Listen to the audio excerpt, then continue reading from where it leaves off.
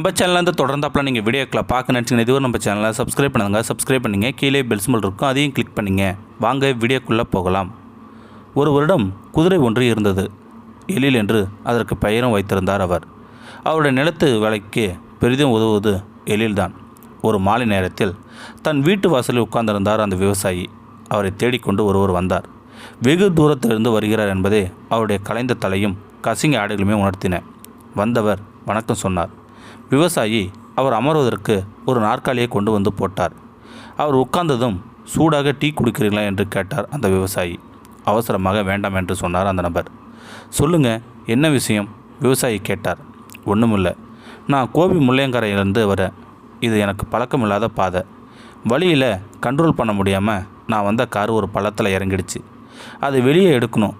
உங்கள் கிட்ட ஒரு குதிரை இருக்குன்னு சொன்னாங்க. அதை கொண்டு காரை வெளியே எடுத்துடலாம் என்று சொன்னாங்க என்று சொன்னார். அதான் உங்ககிட்ட உதவி கேட்கலாம் என்று சொன்னார் அந்த நபர். ரொம்ப பெரிய காரா என்று கேட்டார் விவசாயி. இல்லை இல்லை, சின்ன கார் தான் என்றார் வந்தவர். விவசாயி கயிறு உட்பட சில உபகரணங்களை எடுத்துக்கொண்டார். குதிரையின் கட்டை அவிழ்த்து அதையும் அடித்தபடியே அவருடன் இழுத்துச் சென்றார். விவசாயி கார் விழுந்திருக்கும் பள்ளம், அதன் நிலை எல்லாவற்றையும் பொறுமையாக பார்த்தார். கார் சிறியதாகத்தான் இருந்தது.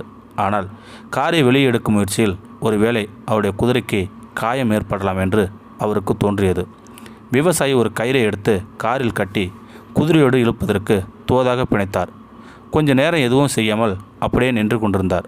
பிறகு, எங்கடா பழனி, இழு பார்ப்போம் என்று சத்தமாக குரல் கொடுத்தார். குதிரை அசையாமல் அப்படியே நின்றது. என்னடா கந்தா, இருடா ராஜா, இன்னும் சத்தமாக சொன்னார் விவசாயி. குதிரை துளை கூட நகரவே இல்லை. டே முருகா, வேகமாக இல்லடா, மறுபடியும் உரத்த குரலில் சொன்னார் அந்த விவசாயி. மீண்டும் குதிரை ஒரு இன்ச்சு கூட நகரவே இல்லை.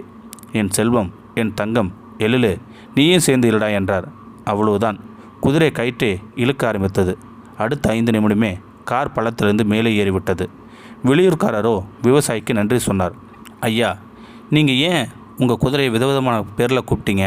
அதான் எனக்கு ஒன்றும் புரியலை என்று சொன்னார். ஐயா, என் எழிலுக்கு 2 கண்ணுமே தெரியாது. தான் மட்டும்தான் இந்த கஷ்டமான வேலை செய்ய போகிறோம்னு அது நினச்சிடக்கூடாது இல்லையா?